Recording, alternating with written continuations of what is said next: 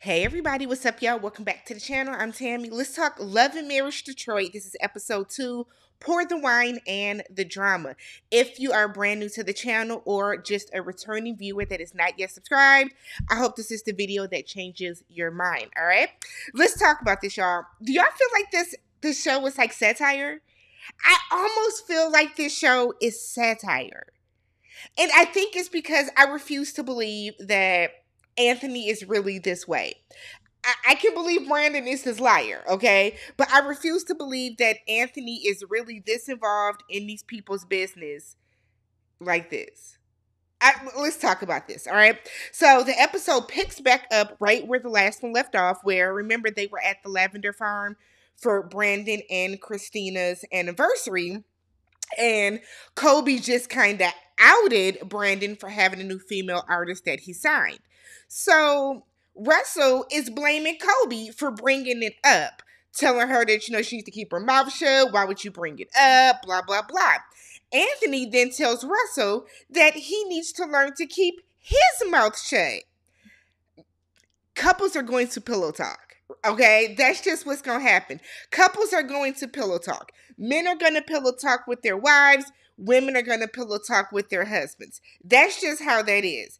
Now, the bigger issue or the bigger theme is kind of that Russell did not tell Kobe that Christina doesn't know. So if we're talking and you tell me, oh, so-and-so got a new artist, and you leave out the but Christina doesn't know, whose fault is that? Whose fault is that? I don't think Kobe did anything wrong in this scenario. So Brandon is in his confessional and he's like, Christina is in shambles because of Kobe. No, it's not because of Kobe. It's because you are a liar. That's why she's in shambles. It's not because it's really not so much the fact that you have this other artist. It's the fact that she had to hear around everybody else. That's the issue. That she had to hear about this in mixed company. In this very, very chaotic way. I think that's the bigger issue. So he's trying to lift her up. Come on, let's go to the side and talk. Let's go to the side and talk. So she eventually stops fighting. They get up. They go to the side to talk. And she's telling him that she feels that she always has to find out things from other people. It's not so much the fact that he has the artist. Why do I always have to find out things third hand? And in this way, it's embarrassing. It's embarrassing to her. I shouldn't be finding out stuff about my husband that these other 4 people at the table already know. Russell and Anthony are truly blaming Kobe. I was like, this is wild. So they are honestly and truly blaming Kobe, telling her that, you were doing too much, stay out these people's business. And I said, Anthony, you got your nerve. Anthony's the main one that's been in their business. But this is Kobe's fault. I said, wow. Okay, so Anthony is now blaming Russell for even telling Kobe anything, and that's just because Anthony don't talk to Latoya. So Brandon ultimately said that he did whatever he did with the history because he was already 1 foot out the door in the marriage. So in his eyes, he felt like that was okay because he was the 1 foot out. That's what I got from that conversation. I'm gonna hope that's not what he's saying because that sounds even worse. So Brandon ultimately is just like, you know what? I'm sorry. You're right. I should have told you. But then says in his confessional, he doesn't think he did anything wrong, but he feels it is his responsibility to turn it around. So they go back and then they have the little band that was awkwardly standing there and everybody starts dancing and say, to the music. I said, look at this. This was a lot. This was a lot. So the next morning at Kobe and Russell's house, they like to do DIY projects. So they were doing, how they have those walls? I forgot what it's called. But my sister-in-law does that type of stuff. And she did that in her and my brother's house where, it's like the little 3D wall, I like to call it. So they're working on one of those projects for their bedroom. Russell asked Kobe, what was she thinking when she hopped into Brandon and Christina's business? Kobe said she thought Christina knew about the artist. Now, when you think back to the conversation, right? When they were talking about working with artists.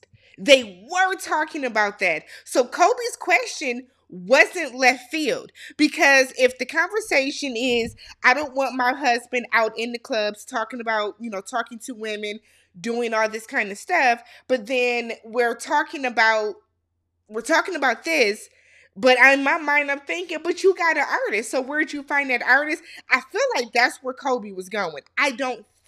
Not yet, I don't think Kobe was being messy.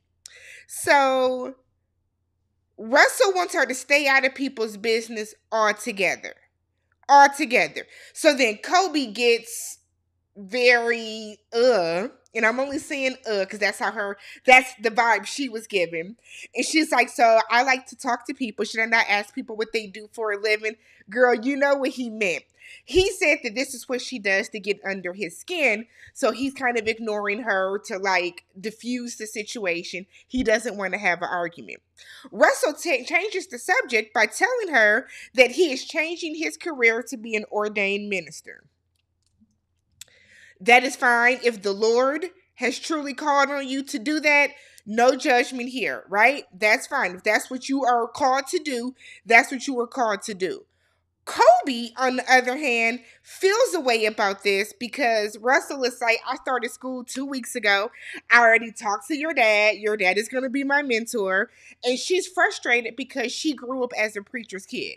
And they say what they say about preacher's kids. They're very sheltered. Then when they get out in the world, they go wild. They have to live a very stringent life because you're trying to not embarrass your father or the church. She doesn't want that. So he, even though he did not communicate this as well as he should, he wants her to just kind of accept it. Like, this is what I'm doing. I've already set the plan in motion. You know what I'm saying? So this is just it. So then she's like, so what else? Because I'm not going to fight you if you feel that God is calling you to lead the people and preach the word, then that's what you like. That's cool. I support that. So she doesn't have a problem with that.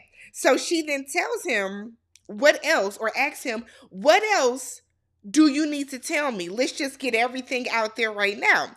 He then tells her that he's also thinking about buying a gym.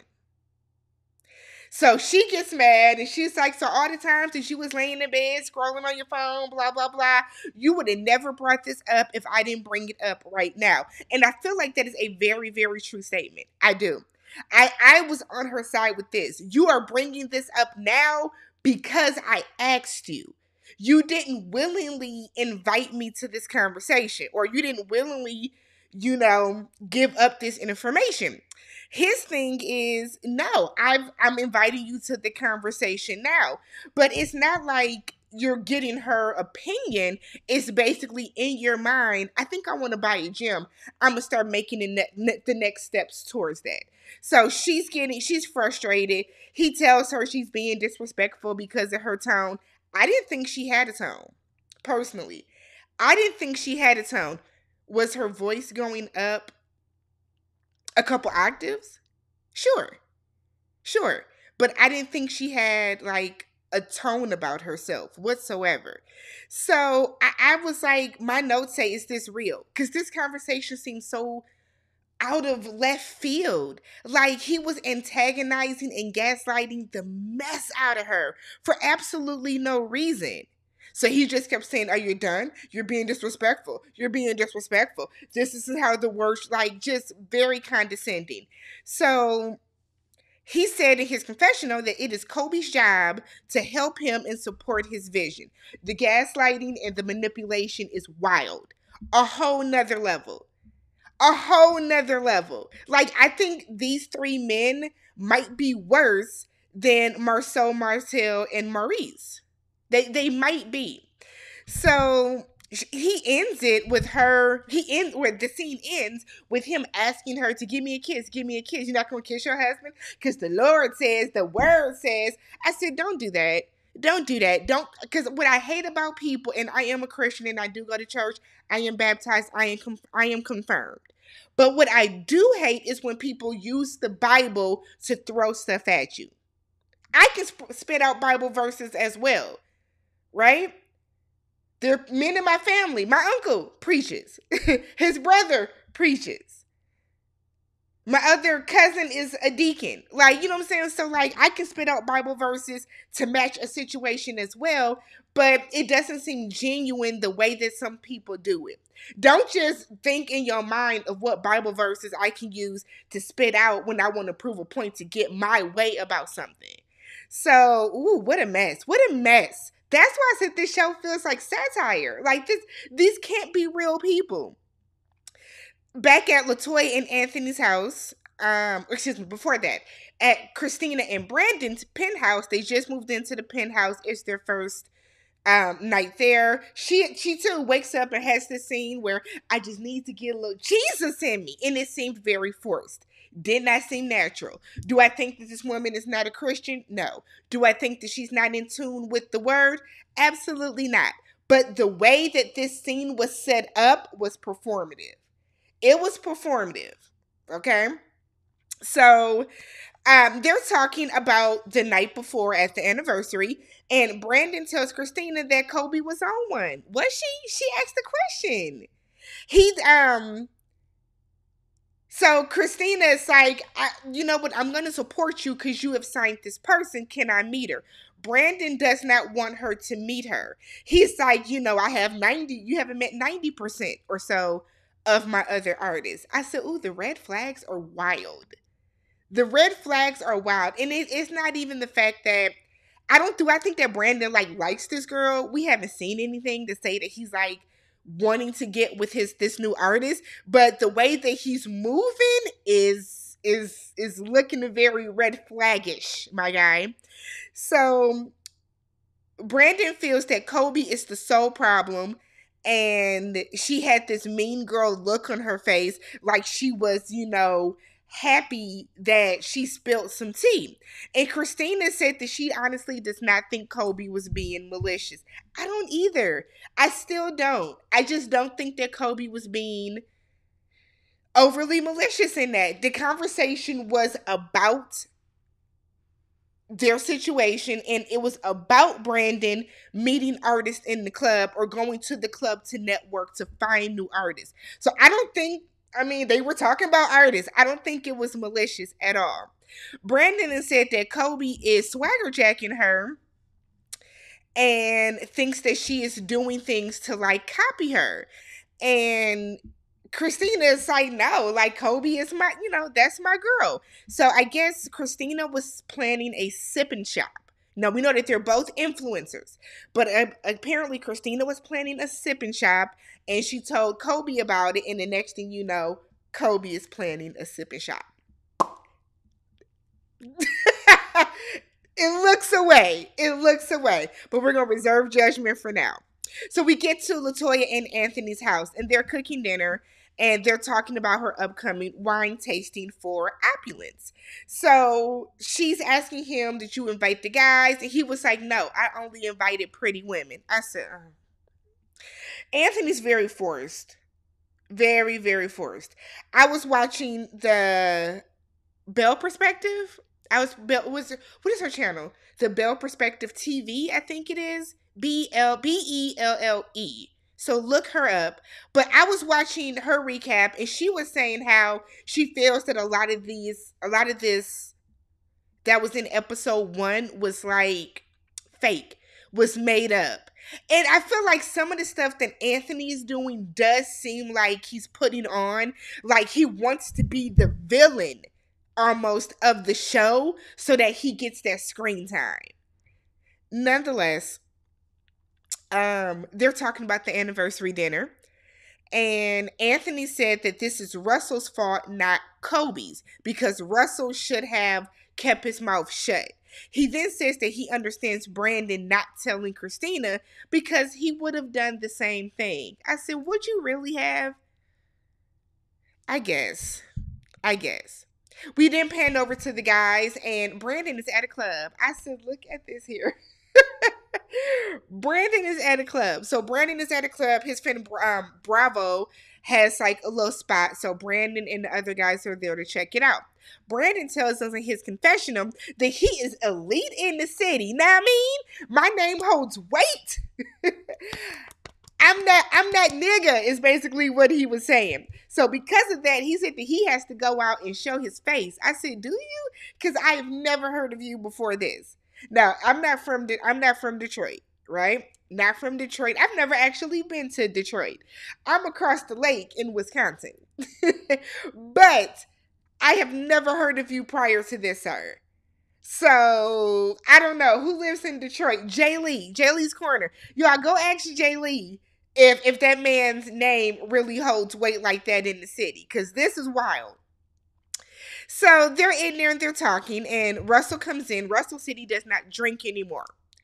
No judgment there. He said that he used to be a big party guy back in his like early 20s, and he realized that he wasn't really that guy. He was just trying to make himself out to be that guy, which is a lot of people. You would be surprised how many people that are out in the club buying bottles, wearing the flashy chains, wearing all that stuff are not like that the moment they get back in their car and drive back to their house. They're trying to put out a persona.